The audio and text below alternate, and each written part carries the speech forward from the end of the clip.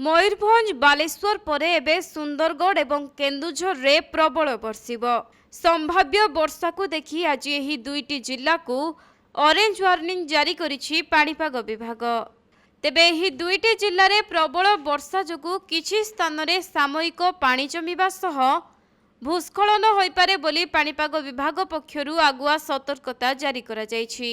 सेहिपरि रास्ता रे यातायात समस्या सांगकु कच्चा घर भांगिबार मध्य संभावना रही।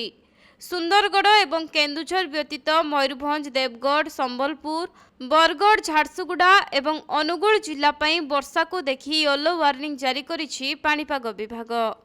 सेपटे लगाण वर्षा जोगु सुवर्णरेखा नदीर जलस्तर मध्य बढ़िछि।